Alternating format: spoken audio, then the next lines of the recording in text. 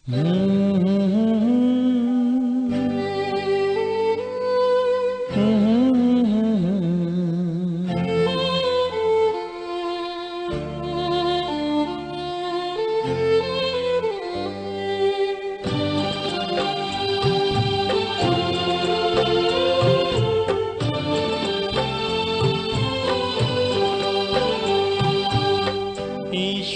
अपने साथ है, डरने की क्या बात है। ईश्वर अपने साथ है, डरने की क्या बात है।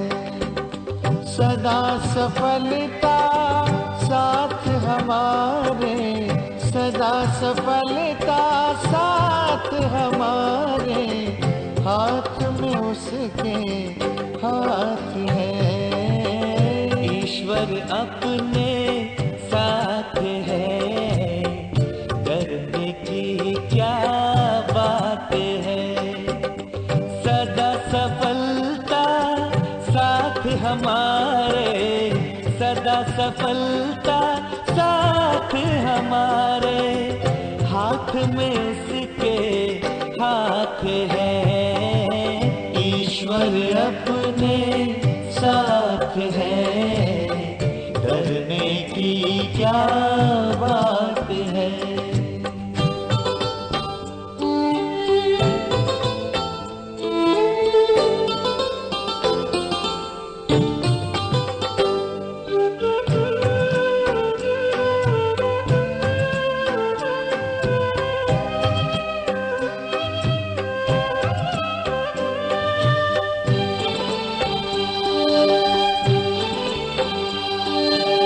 समय से पहले भाग्य से ज्यादा बोलो किसने पाया है। तेरा था जो तुझे मिला है, कोई तो छीन न पाया है। समय से पहले भाग्य से ज्यादा बोलो किसने पाया है। तेरा था जो तुझे मिला है, कोई तो छीन न पाया है। जीवन प्रभु सौगात है, फिर काहे फिक्रात है। सदा सफलता साथ हमारे, सदा सफलता साथ हमारे, हाथ में उसके हाथ है। ईश्वर अपने साथ है, डरने की क्या बात है।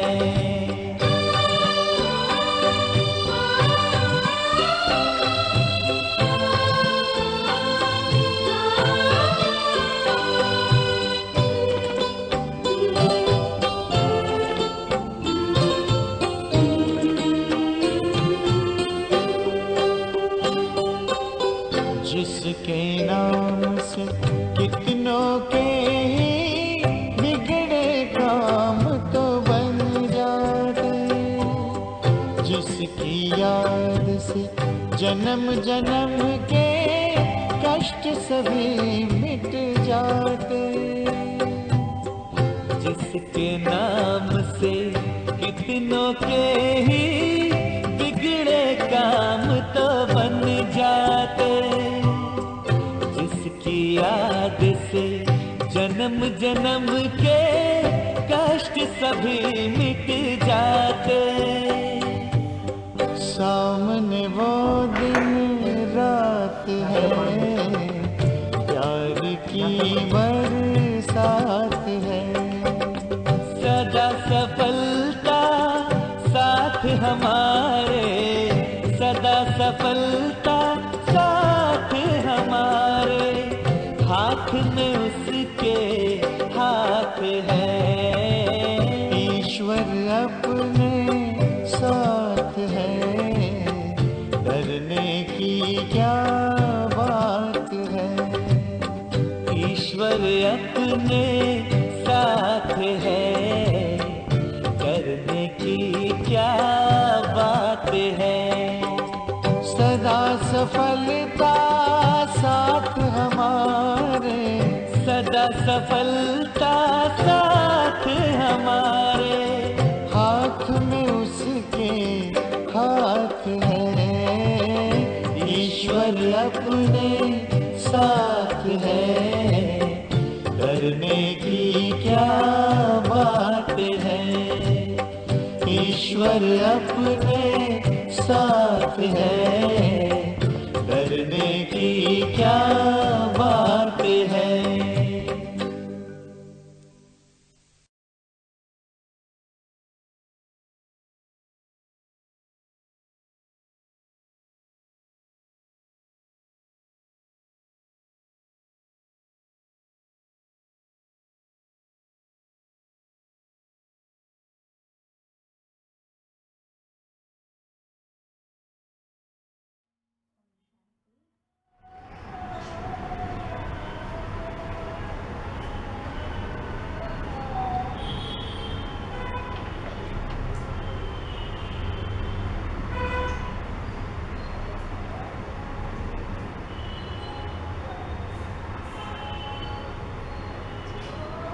ఓం శాంతి.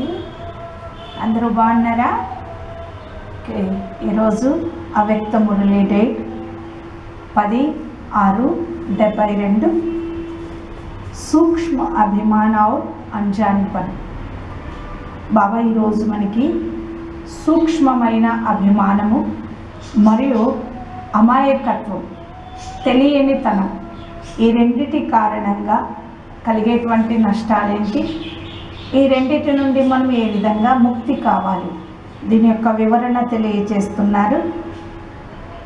वर्तमान समय चारों ओर के पुरुषार्थियों के पुरुषार्थ में मुख्य दो बातों की कमजोरी व कमी दिखाई देती है. जिस कमी के कारण जो कमाल दिखानी चाहिए वो नहीं दिखा पाते. वो दो कमियां कौन सी हैं? ఇక్కడ బాబా వర్తమాన సమయము ఈ పురుషార్థీల పురుషార్థంలో బాబా నలువైపుల బిడ్డల్ని చూసినప్పుడు ఈ పురుషార్థి జీవనంలో ముఖ్యంగా రెండు బలహీనతలు, రెండు కొరతలు అనగా రెండు తక్కువలు కనిపిస్తూ ఉన్నాయి. ఈ తక్కువల కారణంగా, ఈ రెండిటి కొరత కారణంగా, నా రెండిటి తక్కువ కారణంగా ఏదైతే అద్భుతాన్ని చూపెట్టాలి అనుకుంటున్నారో ఆ అద్భుతాన్ని చూపించలేకపోతున్నారు. సో మన యొక్క అద్భుతాన్ని దాచిపెడుతున్నటువంటి, మనం చూపించాలనుకున్న దాన్ని అద్భుతాన్ని చూపించలేకపోతున్నందుకు కారణము ఆ రెండు బలహీనతలు ఏవి అని అడుగుతున్నారు బాబా. ఏ రెండు బలహీనతలు? మనం ఏ అద్భుతాన్ని అయితే కోరుకుంటున్నామో, ప్రపంచానికి ఏ అద్భుతాన్ని చూపించాలనుకుంటున్నామో అద్భుతాన్ని చూపించలేకపోతున్నాం, దానికి కారణము రెండు బలహీనతలు. అవి ఏవి?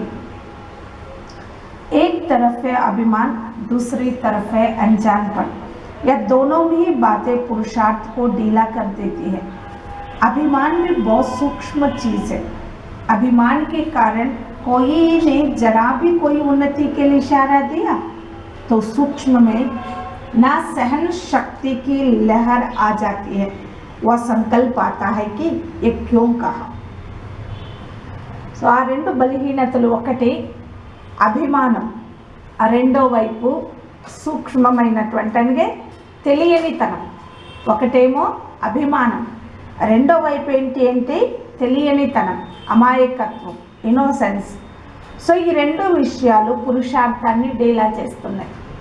పురుషార్థీల పురుషార్థ జీవనంలో ఏ అద్భుతాన్ని అయితే మనం అనుభవం చేయాలి, ఆ అద్భుతానికి ఆనకట్టగా నిలబడుతున్నది ఏంటి అంటే మనలో ఉన్నటువంటి దేహ అభిమానము, మరొక వైపు తెలియనితనం. వీటి కారణంగా పురుషార్థం అనేది డీల్ అవుతోంది. అభిమానం కూడా చాలా సూక్ష్మమైనది. అభిమానం ఏదైతే ఉందో దేహ అభిమానము, ఇది కంటికి కనిపించదు, చాలా సూక్ష్మమైనది. అభిమానం కారణంగా, అభిమానం ఎలా ఉంటుంది అంటే మనకు తెలియకుండానే మనలో ఏ విధంగా అభిమానం వస్తుంది అనడానికి బాబా ఉదాహరణ ఇస్తున్నారు. ఇప్పుడు ఎవరైనా ఉన్నతి కొరకు ఏదైనా ఇషారా ఇచ్చారనుకోండి, మన ఉన్నతి కొరకు, మన మంచి కొరకు ఎవరైనా ఏదైనా సలహా ఇచ్చారు, మనకి ఏదైనా ఇషారా హెచ్చరించారు, మీరు ఇలా చేస్తున్నారు, ఇలా చేయకండి, ఇలా ఉన్నారు, ఇలా ఉండకండి అనా, ఇది మీరు బాగా ఉంది కానీ దీన్ని ఈ విధంగా చేయకండి అని అలా ఇషారా ఇచ్చిన వెంటనే సూక్ష్మంలో సహన శక్తి లేకుండా, సూక్ష్మంలో సహన శక్తి యొక్క అలలు రావు. అక్కడ నా సహన శక్తి ఉండాలి కానీ అక్కడ సహన శక్తి యొక్క అలలు ఉండవు. ఇంకా సంకల్పం కూడా వస్తుంది, వీళ్ళు ఎందుకు చెబుతున్నారు, వీళ్ళు ఎందుకు ఇలా చెబుతున్నారు నాకు అని. ఎందుకు? లోపల అభిమానం ఉంది కాబట్టి. ఎవరైనా ఏదైనా చెబితే దాన్ని అర్థం చేసుకునే శక్తి లేదు కాబట్టి ఇమ్మీడియట్లీ సహనం లేదు, దాన్ని సహనం చేసే శక్తి లేదు, లోపల నుంచి సహనం యొక్క అలలు రావట్లేదు. మరి సంకల్పాలు వస్తున్నాయి. ఏం సంకల్పాలు? వీళ్ళెందుకు చెబుతున్నారు నాకు. इसको भी अभिमान सूक्ष्म रूप में कहा जाता है. कोई ने कुछ इशारा दिया तो उस इशारे को वर्तमान और भविष्य दोनों के लिए उन्नति का साधन समझकर उस इशारे को समा देना व अपने में सहन करने की शक्ति भरना, ये अभ्यास होना चाहिए. బాబా చెబుతున్నారు, బిడ్డలారా, దీనికే అభిమానం యొక్క సూక్ష్మ రూపం అని చెప్పడం జరుగుతుంది. దీనికి ఏం చెబుతారు?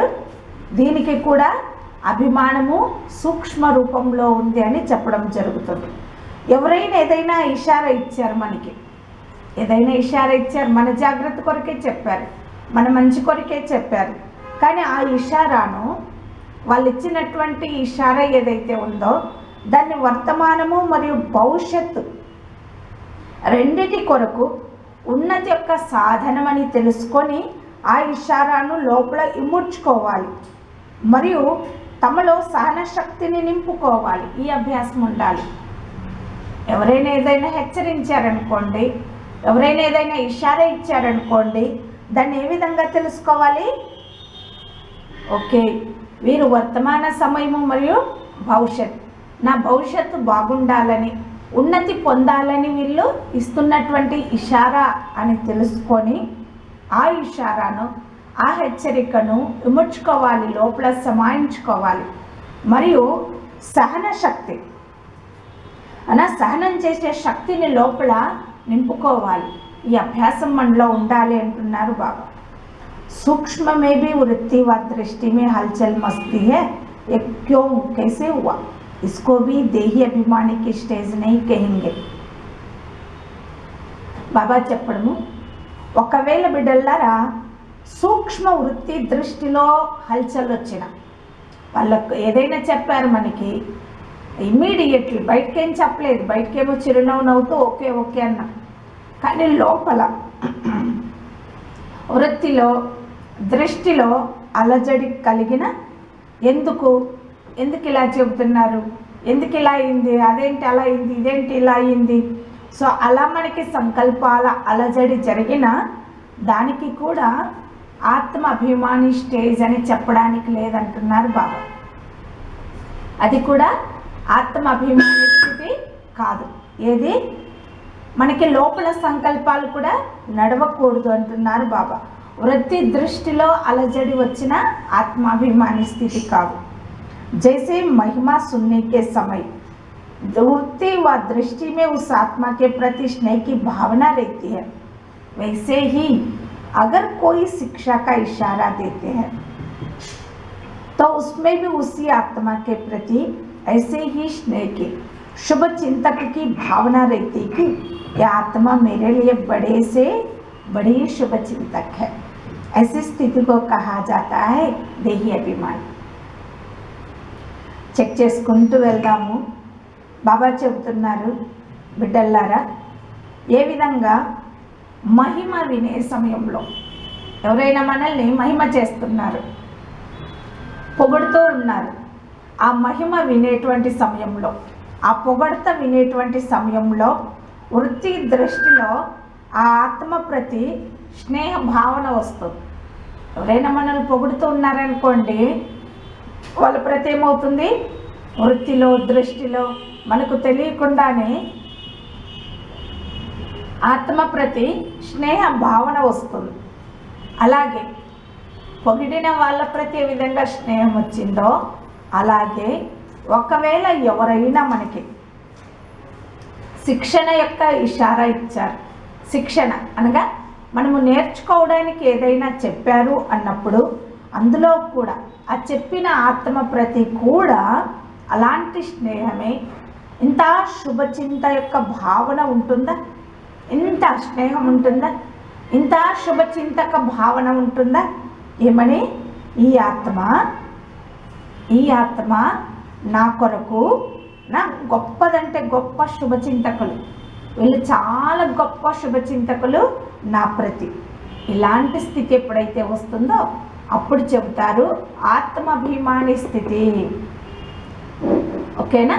పొగిడిన వారి ప్రతి ఎలా స్నేహం ఉంటుందో వృత్తిలో దృష్టిలో, అలాగే మనకి ఎవరైతే శిక్షణ ఇచ్చారో ఆ శిక్షణ ఇచ్చిన వారి ప్రతి కూడా ఇంతే మనకి స్నేహము శుభ భావన ఉండాలి. వీరు నాకు అందరికంటే గొప్ప శుభ చింతకులు అని. తో ఇలాంటి స్థితి ఎప్పుడైతే మనలో వస్తుందో అప్పుడు ఆత్మాభిమాని స్థితి అని చెప్పడం జరుగుతుంది. अगर देही अभिमानी नहीं है तो दूसरे शब्दों में अभिमान कहेंगे, इसलिए अपमान को सहन नहीं कर सकते. ఒకవేళ అక్కడ ఆత్మాభిమాని స్థితి లేదు, మనలో ఆత్మాభిమాని కాలేదు అంటే దానికి ఇంకా వేరే శబ్దంలో అభిమానం అనేది చెబుతాం. ఆత్మాభిమాని స్థితి ఉందంటే దేహాభిమానం ఉండదు. ఒకవేళ ఆత్మాభిమాని స్థితి లేదన్నప్పుడు ఇంకేముంటుంది, అక్కడ దేహ అభిమానమే ఉంటుంది. అందువలన ఎక్కడైతే అభిమానం ఉంటుందో, అభిమానం అంటే ఏంటి, అహంకారం.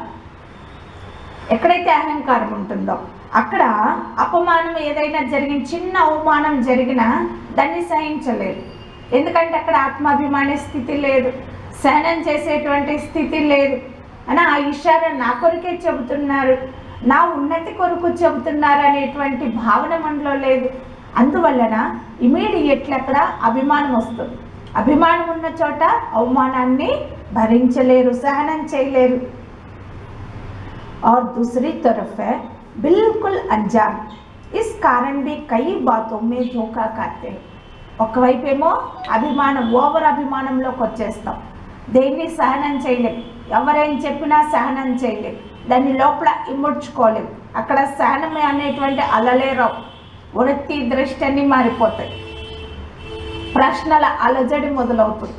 ఎందుకు, ఏమిటి, ఎలా, వాళ్ళు ఎందుకు చెప్పాలి, వీళ్ళు ఎందుకు చెప్పాలి అనా, లేదంటే ఇంకా ఇది చేస్తాం, వాళ్ళేం కరెక్టా అనా, వీళ్ళేం కరెక్టా అని. అయితే బాబా చెబుతున్నారు అదొకటే కాదు, మనలో ఇంకొకటి కూడా ఉంది బిడ్డలారా. మరొక వైపు పూర్తిగా అంజాను స్థితి. అంజాను స్థితి అంటే ఏంటి, అమాయకతనం, తెలియనితనం. ఈ కారణంగా కూడా చాలా విషయాలలో పిల్లలు మోసపోతూ ఉంటారు. ఈ అంజాన్తనం ఏదైతే ఉందో, అమాయకతనము, తెలియనితనం, దీని కారణంగా కూడా పిల్లలు చాలా మోసపోతూ ఉంటారు. कोई अपने को बचाने के लिए भी अनजान बनता है, कोई रियल भी अनजान बनता है.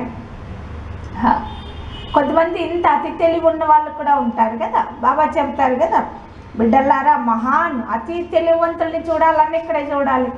సో కొంతమంది ఎలా ఉంటారంటే తమను తాము రక్షించుకోవడం కోసం కూడా అమాయకులైపోతారు. ఒక్కొక్కసారి తమను తాము రక్షించుకోవడం కొరకు ఏదో పొరపాటు చేసేసారు, కానీ రక్షించుకోవడం కొరకు ఏమవుతారు, అసలు మాకేమీ తెలియదు అన్నంత అమాయకులైపోతారు. ఇంకొద్దిమంది రియల్గానే అమాయకులు ఉంటారు, కొద్దిమంది కావాలని అమాయకులు అవుతారు, కానీ కొద్దిమంది సత్యంగానే అమాయకులుగా ఉంటారు. तो इन दोनों बातों के बजाय स्वमान जिससे अभिमान बिल्कुल खत्म हो जाए और निर्माण या दोनों बातें धारण करनी है. అందువల్ల బాబా చెబుతున్నారు, బిడ్డలారా ఈ రెండు విషయాలకి బదులు, ఏది అభిమానానికి అంజాన్తనం, తెలియనితనం, ఈ రెండు విషయాలకి బదులు స్వమానాన్ని మనము ధారణ చేయాలి. అభిమానానికి బదులు, తెలియని తనానికి బదులు మనము ఏం చేయాలి? స్వమానాన్ని ధారణ చేయాలి. ఈ స్వమానం నుండి అభిమానం అనేది పూర్తిగా సమాప్తమైపోతుంది. స్వమానం నుండి ఏం జరుగుతుంది? ఎక్కడ స్వమానం ఉంటుందో అక్కడ అభిమానం అనేది పూర్తిగా సమాప్తి అయిపోతుంది. మరియు నిర్మాణత వస్తుంది. ఈ నిర్మాణత, స్వమానం ఒకటి, రెండవది నిర్మాణం. ఈ రెండింటిని ధారణ చేయాలి అంటున్నారు బాబా. అభిమానాన్ని వదలాలి, అలాగే తెలియనితనాన్ని వదలాలి. స్వమానాన్ని ధారణ చేయాలి, నిర్మాణాన్ని అనగా నిరహంకారితనాన్ని धारणा చేయాలి. मनसा में स्वमान की स्मृति रहे और वाचा में कर्मणा में निर्माण अवस्था रहे तो अभिमान खत्म हो जाएगा. మనలో తెలియకుండానే చాలా సూక్ష్మమైన అభిమానం ఉంటుంది కదా, దాన్ని సమాప్తి చేసేకి సాధన బాబా చెబుతున్నారు. మనసులో సదా స్వమానం స్మృతి ఉండాలి. మనసులో ఎలా ఉండాలి? సదా స్వమానం. చాలా ఇచ్చారు కదా బాబా స్వమానాలు. ఏదో ఒక స్వమానం, మనకి ఏది ఇష్టమైతే ఆ స్వమానం యొక్క స్వరూపంలో స్మృతిలో ఉండాలి. అలాగే వాచ మరియు కర్మ, నా మనసులోనేమో స్వమానం ఉండాలి, మరి మాటల్లో మరియు కర్మలలో నిర్మాణ స్థితి ఉండాలి, నిరహంకారితనం ఉండాలి. అప్పుడు అభిమానం అనేది సమాప్తమవుతుంది. నా అంత ఈజీ కాదు అభిమానాన్ని సమాప్తి చేయడం. అయ్యో మాకు ఎలాంటి అభిమానము లేదు అనడానికి లేదు. మనకి ఏ రూపంలో ఏ సమయంలో ఎలా ఉత్పన్నమవుతుందో అభిమానము తెలియదు. అందువలన బాబా చెబుతున్నారు, మనలో ఉన్న అభిమానాన్ని సమాప్తి చేయాలి అంటే ఒకటి మనస్సులో స్వమానం స్మృతి ఉండాలి, మాటలలో మరియు కర్మలో నిర్మాణ స్థితి ఉండాలి. అప్పుడు అభిమానం సమాప్తమవుతుంది. फिलॉसफर हो गए हैं लेकिन स्पिरिचुअल नहीं बने हैं, अर्थात यह स्पिरिट नहीं आई है. ఫిలాసఫర్ అయిపోయారు అందరూ అంటున్నారు బాబా, అనగా చెప్పేవారు అయిపోయారు. అయితే స్పిరిచువల్ నా ఏదైతే ఆధ్యాత్మికత ఉండాలి బిడ్డలారా అది ఇంకా కాలేదు, అనగా ఆ స్పిరిట్ ఆ శక్తి అనేది ఇంకా రాలేదు మనలో అంటున్నారు బాబా. तो जो आत्मिक स्थिति में आत्मिक कुमारी में रहते हैं इसको कहा जाता है स्पिरिचुअल. ఆధ్యాత్మికత అంటే ఏంటి? ఎవరైతే ఆత్మిక స్థితిలో ఆత్మిక నశలో ఉంటారో వారికే చెప్పడం జరుగుతుంది ఆధ్యాత్మికత. ఎక్కడైతే ఆత్మిక స్థితి ఆత్మిక నశ ఉంటుందో ఆ స్థితికే ఆధ్యాత్మిక స్థితి, ఆ శక్తికే ఆధ్యాత్మిక శక్తి, అలాంటి వ్యక్తికే ఆధ్యాత్మిక వ్యక్తి అని చెప్పడం జరుగుతుంది. तो అందుకు బాబా చెబుతున్నారు, आजकल फिलॉसफर ज़्यादा दिखाई देते, स्पिरिचुअल पवर कम है. ఈ సమయంలో బిడ్డలారా ఫిలాసఫర్స్ ఎక్కువ ఉంటారు, ఎక్కడ చూసినా వాళ్ళే చెప్పేవారే. కానీ స్పిరిచువల్ పవర్ ఏదైతే ఆధ్యాత్మిక శక్తి ఉండాలి అది తక్కువ ఉంది అంటున్నారు బాబా. స్పిరిట్ ఏక్ సెకండ్ మే క్యాసే క్యా కర్ దిఖా సక్తి హై. స్పిరిట్ ఏదైతే ఆత్మిక శక్తి ఏదైతే ఉందో అది ఒక్క సెకండ్లో బిడ్డలారా మనల్ని ఎలా ఉన్న వాళ్ళను ఎలా చేసి చూపెట్టగలదు. ఒకవేళ కరెక్ట్ ఆధ్యాత్మిక స్థితిలో మనం ఉన్నాము, ఆత్మిక స్థితిలోకి వచ్చామన్నప్పుడు ఆత్మిక శక్తి మనల్ని ఎలా ఉన్నవారిని ఎలా చేసి చూపెట్టగలదు. దానికి బాబా ఒక మంచి ఉదాహరణ ఇస్తున్నారు. ఏం ఉదాహరణ? మనందరికీ ప్రతిసారి చెబుతుంటారు బాబా, జైసే जादूगर है, एक सेकंड में कैसे क्या कर दिखाते हैं वैसे स्पिरिचुअलिटी वालों में भी कर्तव्य की सिद्धि आ जाती है.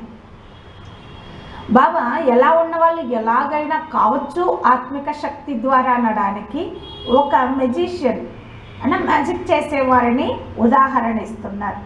ఏ విధంగా బిడ్డలారా? ఆ మ్యాజిక్ చేసేవారు ఒక్క సెకండ్లో ఎలా ఉన్నదాన్ని ఎలా చేసి చూపిస్తారు కదా, ఎలా ఉన్నదాన్ని ఎలా చేసి చూపిస్తారు. ఏమైనా చేయగలరు, పేపర్ని పువ్వుగా చేయగలరు అని, ఇంకొకటి పౌరంగా చేయగలరు, ఏదైనా చేయగలరు కదా ఉన్నట్టే. సో అలాగే ఆధ్యాత్మికత కలిగిన వారిలో కూడా కర్తవ్య సిద్ధి వస్తుంది అంటున్నారు బాబా. ఆధ్యాత్మికత కలిగిన వారు. ఆధ్యాత్మికత అంటే నేను చెప్పారు బాబా, ఆత్మిక స్థితి, ఆత్మిక నశలో ఉండడమే ఆధ్యాత్మికత. సో ఎవరిలో అయితే ఆధ్యాత్మికత ఉంటుందో వారిలో కర్తవ్య సిద్ధి వస్తుంది.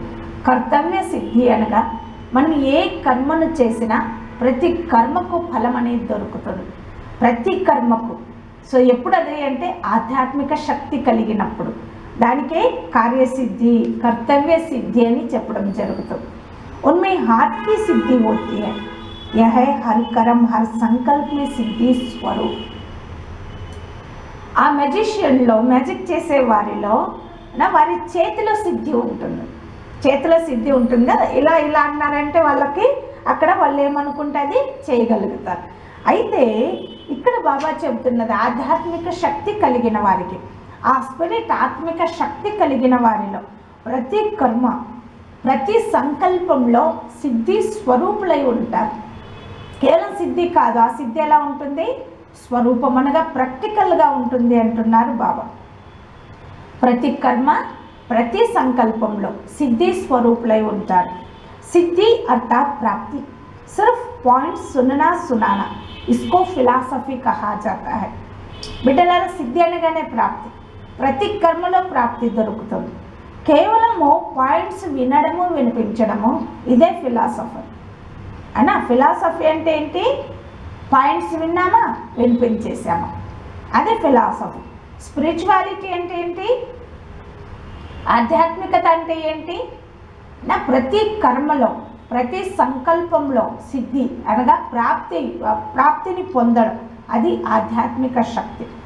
फिलॉसफी का प्रभाव अल्पकाल का पड़ता है, स्पिरिचुअलिटी का प्रभाव सदा काल के लिए पड़ता है. तो अभी अपने में कर्म की सिद्धि प्राप्त करने के लिए रूहानियत लानी है. ఫిలాసఫీ ప్రభావము అల్పకాలంగా పడుతుంది. మంచిగా విన్నాము, విన్నదాన్ని మంచిగా కథలుగా ఎగ్జాంపుల్ ఇచ్చి చెప్పాము, దాని యొక్క ప్రభావం ఎంతవరకు పడుతుంది, అల్పకాలం. వినేవాళ్ళు కూడా వినే వరకు ఆహా ఎంత బాగుంది, ఓహో అంత బాగుంది అంటారు, వదిలేస్తారు. అల్పకాలికం, ఎందుకంటే మనం కేవలం ఫిలాసఫర్ అయ్యాం. అయితే ఆధ్యాత్మికత ప్రభావము సదాకాలం కొరకు పడుతుంది. వ్యత్యాసం చూడండి, కేవలం విన్నాము వినిపించాము పైన అన్నామనుకోండి, అక్కడ ఫిలాసఫీ అల్పకాలికం వరకే. అయితే ఆధ్యాత్మిక శక్తి కలిగి ఉన్నప్పుడు ఏమవుతుంది, ప్రతి కర్మది ప్రతి సంకల్పం సదాకాలం కొరకు ప్రభావం పడుతుంది. సో కాబట్టి ఏం చేయాలి, ఇప్పుడు తమలో కర్మ యొక్క సిద్ధిని ప్రాప్తి చేసుకోవాలి అంటే, ప్రతి కర్మలో మనకు సిద్ధి అనగా ప్రాప్తిని పొందాలి అంటే దాని కొరకు స్వయంలో ఆత్మీయతను తీసుకురావాలి అంటున్నారు బాబా. ప్రతి కర్మలో ప్రాప్తిని పొందాలి. నేను చేసే కర్మ కానీ సంకల్పం కానీ మాట కానీ వ్యర్థంగా పోకూడదు, దానికంటూ ఒక అర్థం ఉండాలి అంటే బాబా చెబుతున్నారు, బిడ్డలారా స్వయంలో ఆత్మీయతను తీసుకురండి. अनजान बनने का अर्थ है कि जो सुनते हैं उसको स्वरूप तक नहीं लाते. అంజాన్ కావడం అంటే అర్థం ఏంటి, అమాయకులు అంటే ఏంటి, అమాయకులు తెలియని వారుగా కావడము అనగా అర్థము ఏదైతే విన్నారో దాన్ని స్వరూపం వరకు తీసుకురాలేరు. చాలా మంది చెబుతుంటారు కదా బాబా పిల్లలు, బాబా వింటాం కానీ మిమ్మల్ని చెప్పలేము, బాబా మేము వింటాం కానీ వినడానికి మంచిగా అనిపిస్తుంది బాబా, కానీ దాన్ని ప్రాక్టికల్గా తీసుకురాలేము అంటుంటారు. అందుకు బాబా చెబుతున్నారు, విన్నదానిని ఎవరు స్వరూపంలోకి తీసుకురాలేరు అలాంటి వారికే అమాయకులు, తెలియని వారు అని చెప్పడం జరుగుతుంది. योग्य टीचर उसको कहा जाता है जो अपने शिक्षा स्वरूप से शिक्षा दे. యోగ్యమైన టీచర్ అని ఎవరికి చెప్పడం జరుగుతుంది అంటే, ఎవరైతే తమను శిక్షా స్వరూపం తమ యొక్క శిక్షా స్వరూపం నుండి శిక్షణ ఇస్తారు. శిక్షా స్వరూపం నుండి అంటే స్వయం శిక్షణ పొంది స్వయం దాన్ని ప్రాక్టికల్గా తీసుకువచ్చి ఎవరైతే ఆ శిక్షణ స్వరూపము ద్వారా ఇతరులకు శిక్షణ ఇస్తారో వారే योग्यమైన టీచర్ అని చెబుతున్నారు బాబా. उनका स्वरूप ही शिक्षा संपन्न होगा. ఆ యోగ్యమైన టీచర్ యొక్క స్వరూపం ఎలా ఉంటుంది అంటే వారి స్వరూపమే శిక్షణ సంపన్నంగా ఉంటుంది. అలా ఏదో వీళ్ళు చెబుతున్నారు ఊరికే అనేలాగా ఉండదు. వీరు ఏది చెబుతున్నారో దాన్ని వీరు అనుభవం చేసి చెబుతున్నారు. శిక్షణ స్వరూపంగా ఉంటుంది. उनका देखना चलना भी किसको शिक्षा देगा. వారి స్వరూపమే శిక్షణ సంపన్నంగా ఉంటుంది. అలాగే వారు చూడడం నడవడం కూడా వేరే వాళ్ళకు శిక్షణ ఇచ్చే విధంగానే ఉంటుంది. నడవడము చూడడము లేయడం కూర్చోవడం కూడా ఎలా ఉంటుంది అంటే యోగ్యమైన టీచర్లది. సో వారు వేరే వాళ్ళకు శిక్షణ ఇచ్చే విధంగానే ఉంటుంది. जैसे साकार रूप में कदम कदम हर कर्म शिक्षक के रूप में प्रैक्टिकल में देखा. ఏ విధంగా సాకార బ్రహ్మబాబాలో సాకార రూపంలో అనగా బ్రహ్మబాబాలో అడుగడుగు ప్రతి కర్మ శిక్షకుని రూపంలో ప్రాక్టికల్గా చూశారు కదా బిడ్డల్లాగా. అడుగడుగులు ఏముండేది బాబాది, కేవలం ఆర్డర్ వేయడం కాదు. అయితే అది ప్రతి కర్మ ఒక శిక్షకుని రూపంలో తాను చేసి తర్వాత ఇతరులకు నేర్పించేవారు. ప్రతి కర్మ శిక్షకుని రూపంలో ప్రాక్టికల్గా మీరు చూసారు అంటున్నారు బాబా. जिसको दूसरे शब्दों में చరిత్ర कहते हैं. బాబా యొక్క ప్రతి కర్మ ఏదైతే శిక్షక రూపంలో నేర్చుకున్నామో దానికే మరొక శబ్దంలో చరిత్ర అని చెప్పడం జరుగుతుంది. బాబా యొక్క చరిత్ర అనగా బాబా ప్రతి కర్మ ఏమైంది, ఒక చరిత్రగా మారిపోయింది. ఎందుకు చరిత్రగా మారింది? బాబా శిక్షణ స్వరూపులై శిక్షకులై శిక్షణ ఇచ్చినందుకు. किसको वाणी द्वारा शिक्षा देना तो कॉमन बात है, लेकिन सभी अनुभव चाहते हैं. బిడ్డలారా, ఎవరికైనా నోటి ద్వారా శిక్షణ ఇవ్వడం కామన్ విషయం. ఎవరికైనా నోటి ద్వారా శిక్షణ ఇవ్వడం, వారికి ఇలా ఉండు అలా ఉండు, అలా చేయొద్దు ఇలా చేయొద్దు, ఇలా పెట్టు అలా పెట్టు అని చెప్పడము ఇది కామన్ విషయం. కానీ అందరూ కోరుకుంటున్నది ఏంటి? చెప్పడం కాదు. అయితే అందరూ మన నుండి అనుభవం కోరుకుంటున్నారు. అనుభవం, ప్రాక్టికల్ అనుభవం కోరుకుంటున్నారు. अपने श्रेष्ठ कर्म श्रेष्ठ संकल्प की शक्ति से अनुभव कराना. అందరూ అనుభవాన్నే కోరుకుంటున్నారు కాబట్టి తమ శ్రేష్టమైన కర్మ శ్రేష్టమైన సంకల్ప శక్తితో అనుభవాన్ని చేయించండి. బిడ్డలారా, తమ శ్రేష్ట కర్మ మరియు శ్రేష్టమైన సంకల్ప శక్తితో మీరు ఇతరులకి అనుభవాన్ని చేయించండి అంటున్నారు బాబా. అమాయకతనం, ఈ రెండిటి యొక్క నష్టాలు, వాటి నుంచి బయటపడాలి అంటే సాధన, స్వమానము మరియు నిర్మాణం. ఇందులో బాబా మళ్ళీ అండర్లైన్ పాయింట్ చెప్పారు. మనసులో స్వమానం యొక్క స్మృతి ఉండాలి మరియు వాచలో కర్మలో నిర్మాణ స్థితి అనగా నిరహంకారి స్థితి ఉండాలి. అప్పుడే అభిమానం అనేది సమాప్తమవుతుంది. ఓకే, అర్థమైంది అందరికీ? మురళి క్లియర్ అయింది కదా? సో అభిమానము, సూక్ష్మమైన అభిమానము మనల్ని కిందకి తీసుకొస్తుంది. మనం ఏమీ నేర్చుకోలేము. ఎవరైనా శిక్షణ ఇచ్చినా అది మనకి భవిష్యత్తుకి మంచిది, వర్తమానము భవిష్యత్తు ఉన్నతి కొరకు చెబుతున్నారు అన్నప్పుడు మనలో ఉన్నతి కలుగుతుంది. మనం ముందుకు వెళ్తాం. అక్కడ మనలో సహన శక్తి కూడా పెరుగుతుంది. లేదు వీళ్ళెందుకు చెబుతున్నారు, నాకెందుకు చెప్పాలి అనుకున్నాము అన్నప్పుడు అక్కడ సహనము సమాప్తమైపోతుంది. అలాగే మన ఉన్నతి జరగదు. ఆత్మ ప్రతి మనకి వ్యర్థ సంకల్పాలు కూడా నడుస్తాయి. అందుకే బాబా చెప్పారు, బిడ్డలారా, మన యొక్క వృత్తి దృష్టి ఎలా ఉండాలి అంటే మనల్ని మహిమ చేసిన వాడు ప్రతి ఏ విధంగా వృత్తి దృష్టిలో స్నేహ భావన వస్తుందో అలాగే మనకి ఎవరైనా శిక్షణ ఇస్తున్నారు అన్నప్పుడు మన మంచి కోరి ఏదైనా చెబుతున్నారు, ఈర్ష్యతో చెప్పేది మంచి కొరకు చెప్పేది మనకు ఆటోమేటికలీ తెలిసిపోద్ది వీరు ఏ భావంతో చెబుతున్నారు అని. సో అది మన ఉన్నతి కొరకు చెబుతున్నారు అన్నప్పుడు వారి ప్రతి కూడా అంతే స్నేహ భావము, అంతే శుభచింతక భావన మన వృత్తిలోనూ ఉండాలి, దృష్టిలో కూడా ఉండాలి అన్నారు బాబా. సో ఆ సూక్ష్మమైన అభిమానం మనలో ఉన్న కారణంగా ఎందుకు ఏమిటి, అదెలా, ఇదెలా, ఇలాంటి ప్రశ్నలు అనగా వ్యర్థమైన క్యూ అనేది మొదలైపోతుంది. ఆ సూక్ష్మమైనటువంటి అభిమానాన్ని మనం సమాప్తి చేయాలంటే ఏం చెప్పారు బాబా? మనసులో స్వమానం ఉండాలి, స్వమానం యొక్క స్మృతిలో ఉండాలి, కర్మలో మాటలో నిరహంకారితనాన్ని ధారణ చేయాలి అన్నారు కదా బాబా. సో దానికి ఏం చెప్పారు? ఆధ్యాత్మిక శక్తి. ఆత్మాభిమాని స్థితి అంటే ఏంటి? ఆధ్యాత్మిక శక్తి. ఆత్మిక నశ ఎక్కడైతే ఉంటుందో దానికే ఆధ్యాత్మికత అని చెప్పడం జరుగుతుంది. ఫిలాసఫర్ కాకూడదు, అయితే ఆధ్యాత్మిక శక్తి. ప్రతి కర్మలో, ప్రతి సంకల్పంలో ఏముండాలి? ప్రాప్తి ఉండాలి, సిద్ధి ఉండాలి. అలా సిద్ధి కావాలి మనకి అంటే తప్పనిసరిగా ఆధ్యాత్మిక శక్తిని అనగా ఆత్మిక శక్తిని పెంచుకోవాలి, ఆత్మిక నశాలో ఉండాలి. అప్పుడే ప్రతి కర్మ సిద్ధిగా మారుతుంది. బ్రహ్మాబాబా ప్రతి కర్మ చరిత్రగా మారినట్టు మనం కూడా ఎప్పుడైతే ఆత్మిక స్థితిలో ఉండి ఎప్పుడైతే శిక్షణ స్వరూపులమై ఇతరులకు శిక్షణ ఇస్తామో అప్పుడు ఆటోమేటికలీ మన ప్రతి కర్మ కూడా చరిత్రగా మారుతుంది అని చెప్పారు బాబా. ఓకే, సో ఈ విధంగా బాబా మనల్ని తయారు చేస్తున్నారు. కాబట్టి బాబాకి బిడ్డలందరి తరపున డబల్ నమస్తే. బాబా పాయింట్స్ని గుర్తు చేసుకుంటూ విచార సాగర మంథనం చేస్తూ మనమందరము ఆ ప్రేమ సాగరం యొక్క ప్రేమలో మునిగిపోదాం.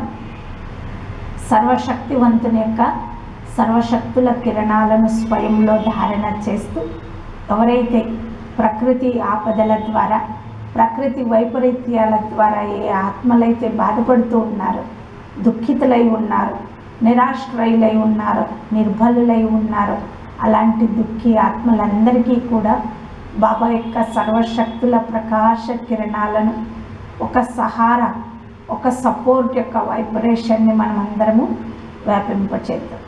ఓకే, ఓం శాంతి.